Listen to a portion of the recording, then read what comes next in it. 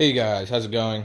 On today's video, we're going to be continuing with the ultimate E30 5-lug swap using Z3M parts. This is the full front assembly video. If you haven't seen the overview, don't click right there. And if you haven't seen the rear end build, also click right there. So I'm going to quickly go over all the parts, and then we'll get into this fabulous box that's on the floor. Although by the title of the video and the thumbnail, you already know what that is. So we have the whole front assembly, which I've already put together. So I'll insert all those clips here. Okay, so let's get the front hub assembled.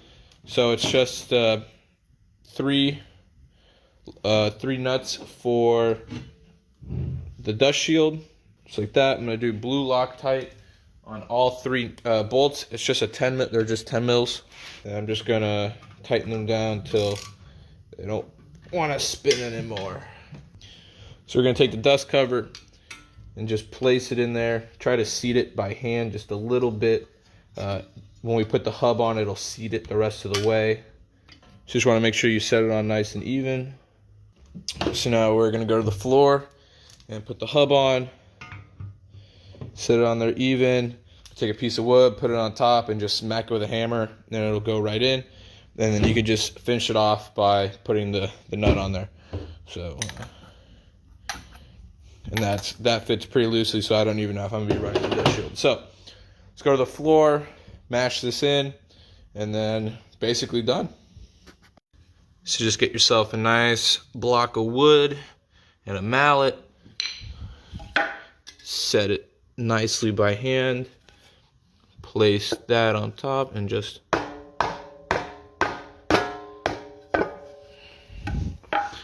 start mashing it on.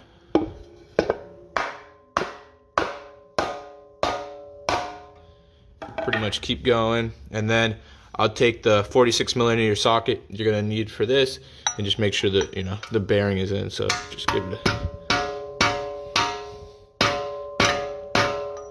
it a few more love taps, and then finish it off with the nut.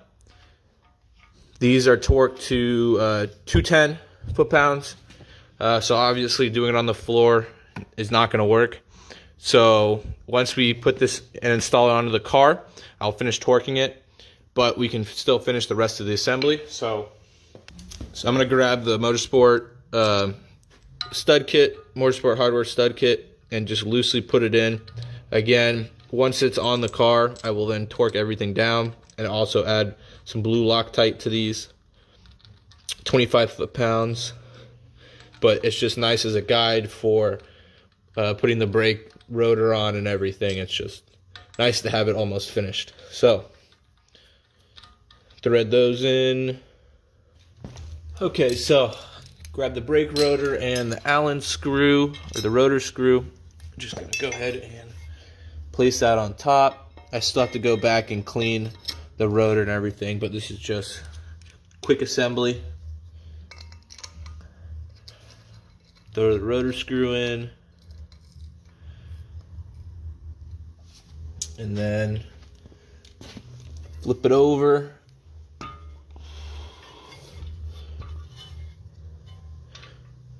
The hub's not fully seated, but that's okay.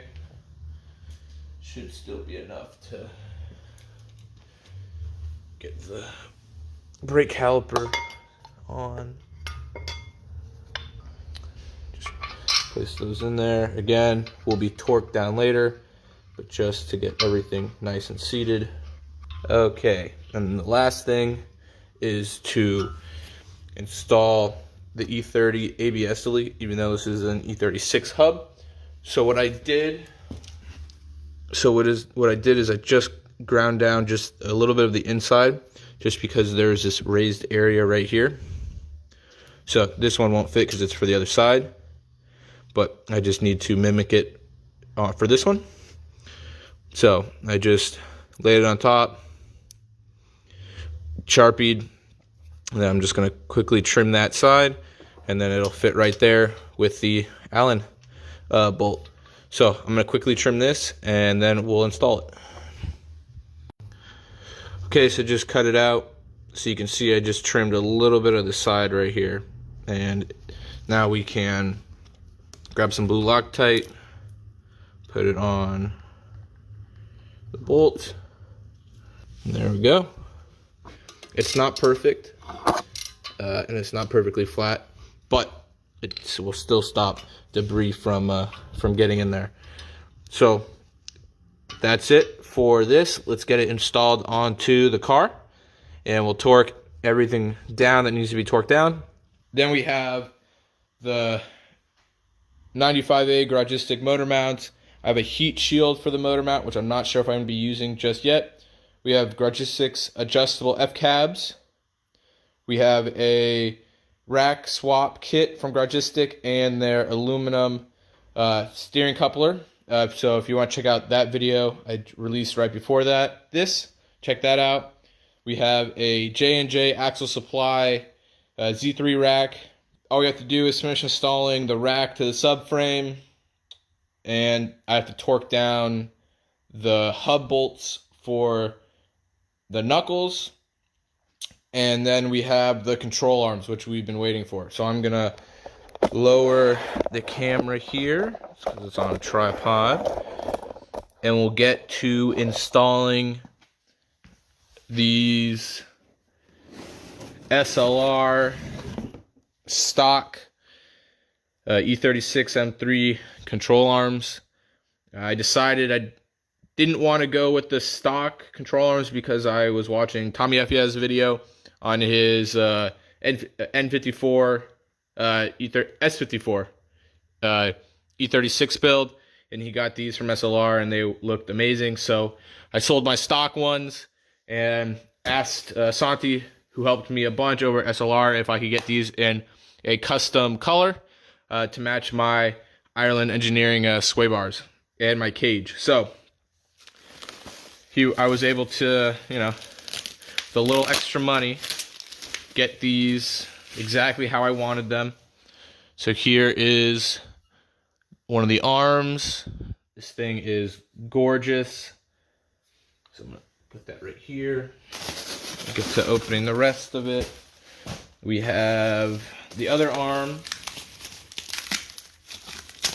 which is just as beautiful as the other one, with a nice gold SLR logo.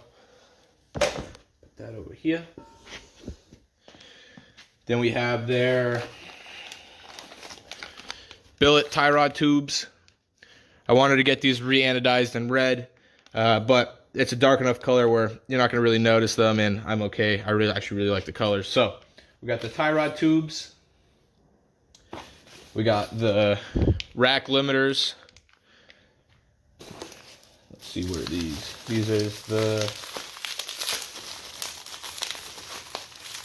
would be the main bolts for the control arm into the subframe.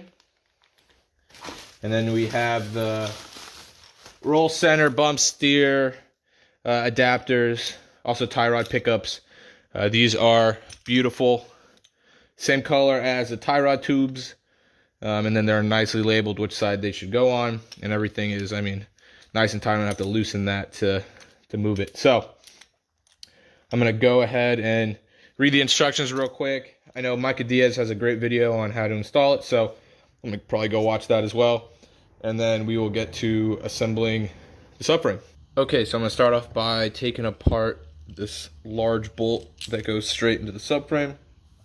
And this piece is going to go underneath, and this piece cups it. So right here on the arm, this will go in the top. This will go, this will go in the bottom, and that will pinch itself. And then this will go here. I'm just going to leave it loose for now. Then we're going to grab the top, undo the top bolt,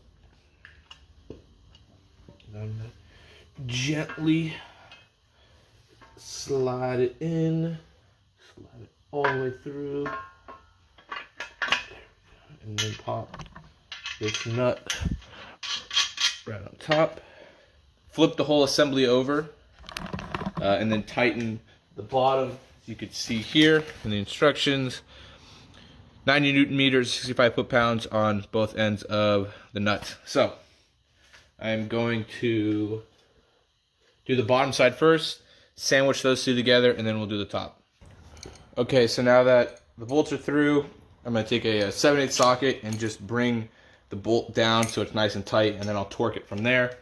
So I'm just going to hold the crescent at the bottom and 7/8 and just...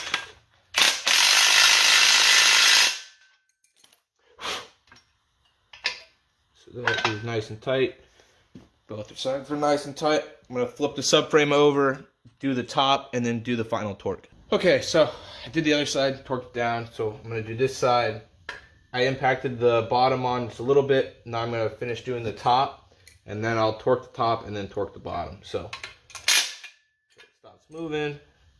So it should be nice and seated. Now I'm going to rest it on its side. 65. Okay. Easy.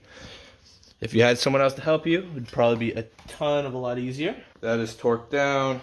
I'm gonna move this aside so that we could do the side brackets on the knuckles. Now we're going to install the bump steer roll center adjustment and the tie rod pickup to the E36 M3 or Z3M hubs.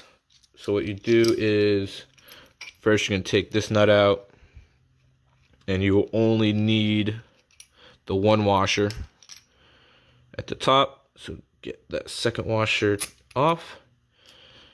Take that out. You will not need this washer, as the hub does not need a extra spacer to use as a shim. So you'll only leave the washer on the top. And then we will unscrew this, take out the washer, and everything will sit nice and flush against here. So make sure that the flat side of the washer is facing down. Add the nut. Again, don't need the second washer. Put that in the top here.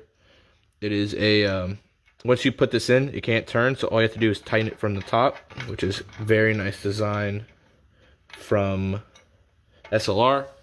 Again, this is the right side, so this is the passenger side. You want to make sure that whichever one you're installing this on, you see the logo. The logo is on the inside, not on the outside.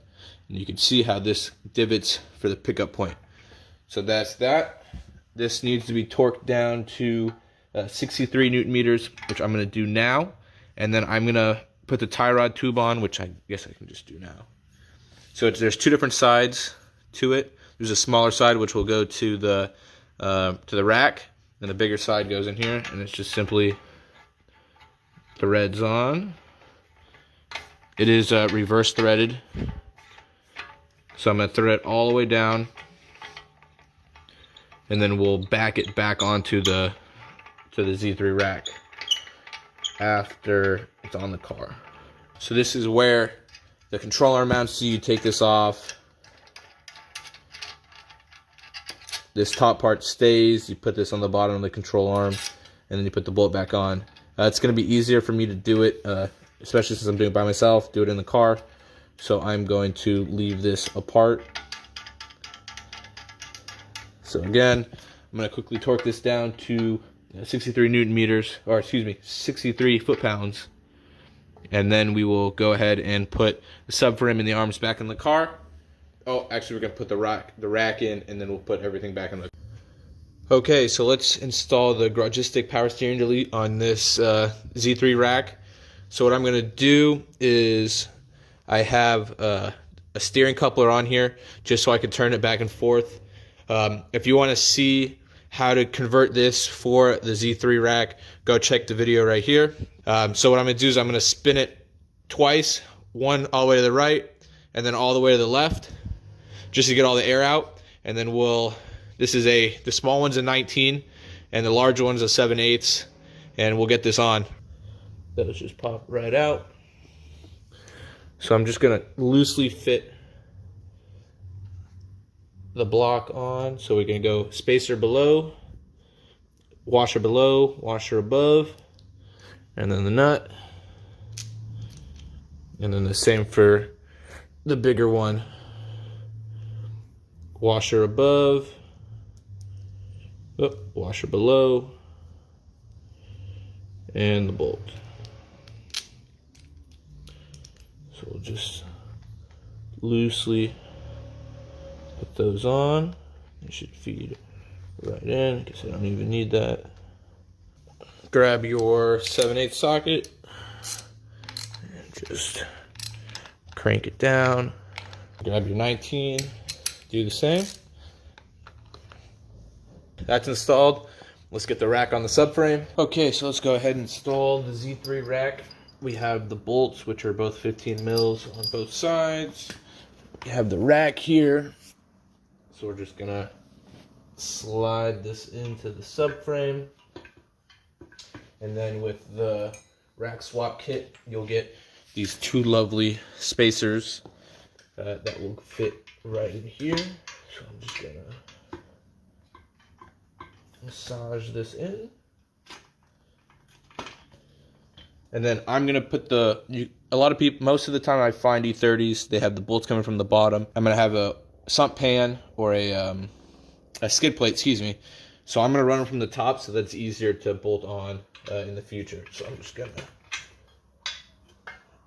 not hit my beautiful new arms.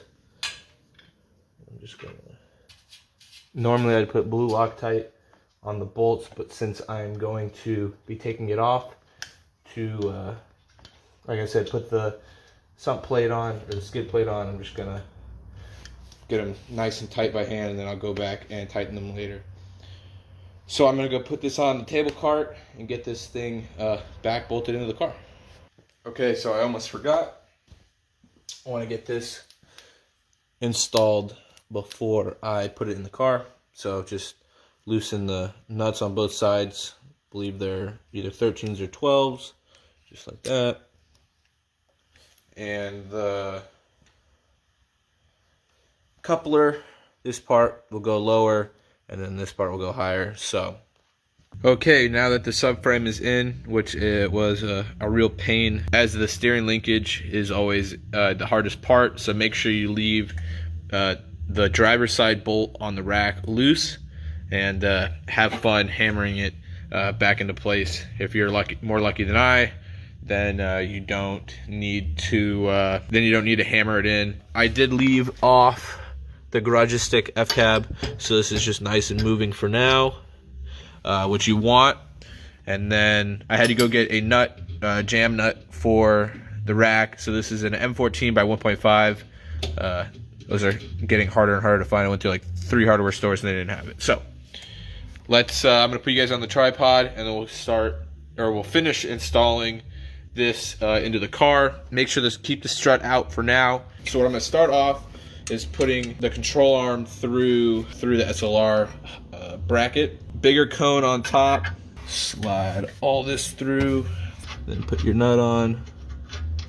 We'll come back and tighten this later. So just set it on there. Make sure both sides of the cap are in. Okay, so now on to putting on the tie rod. So obviously, big side is a 14 millimeter, and then this is the 14 by 1.5, I believe. Or this is 5/8, I forget. It says on their website.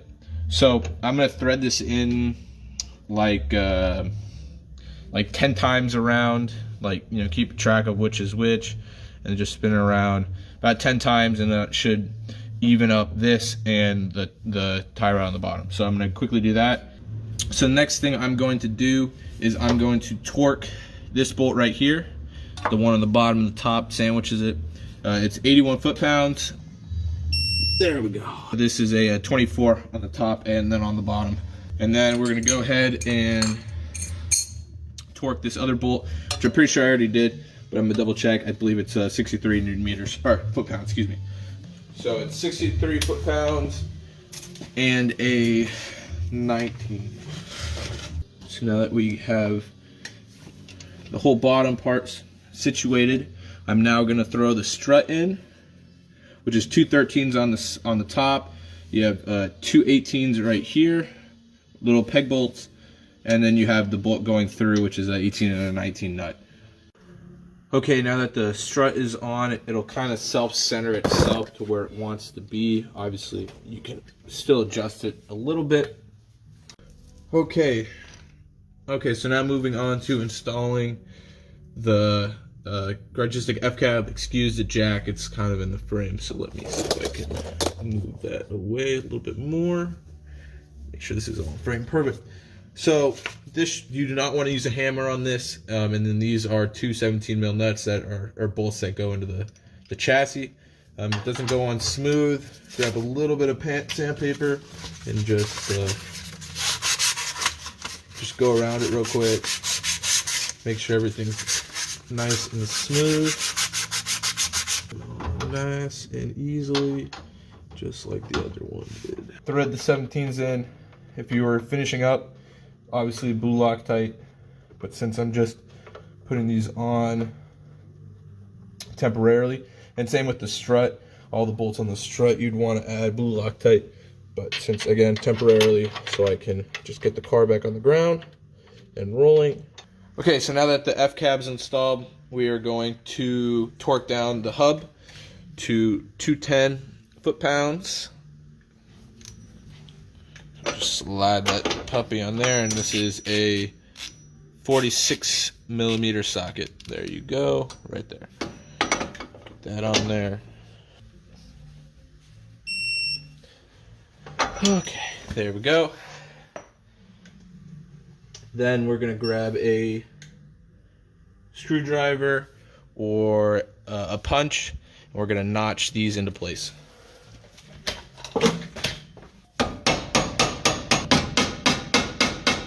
Now I'm going to grab some blue Loctite and finish off the studs. Blue Loctite, 25 foot-pounds, all the way around. You're going to want a screwdriver. Just stick it in between your brake caliper and the rotor.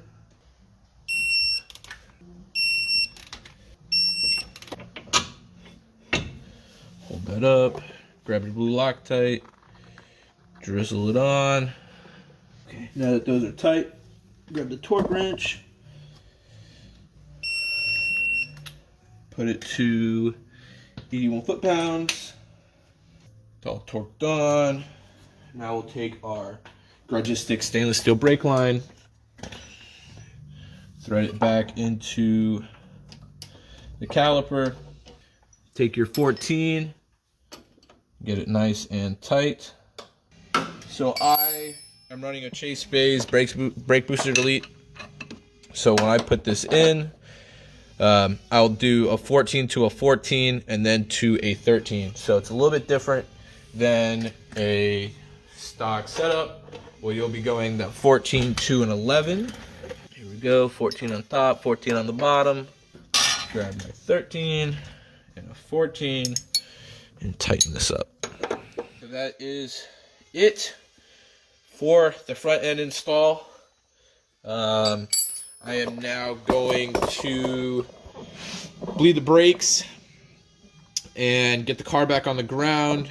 Alrighty, so it has been a minute since the last clip, and I just want to say, took the car for an alignment, and the front end is perfect. So also there's a little hint at the coilovers. Those will be out in a later video. So yeah, everything's fine with the front. Those 7-inch tie rods are exactly what you need.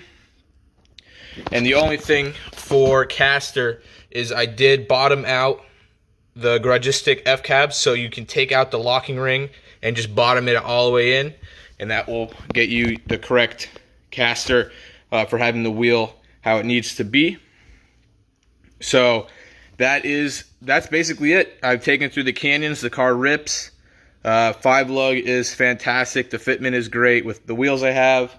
So that is the end of the complete front end install. I want to thank you guys so much for watching. Don't forget to like and subscribe. If you don't already follow me on my Instagram, it's right here at The Masked Driver. If you don't follow my parts page, at Rage It Parts.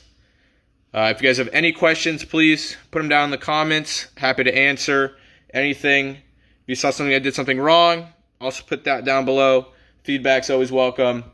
And stay tuned for the coilover install and for the sway bar install. I'll go over all of that in a separate video. So, thank you guys for watching. Have a great day.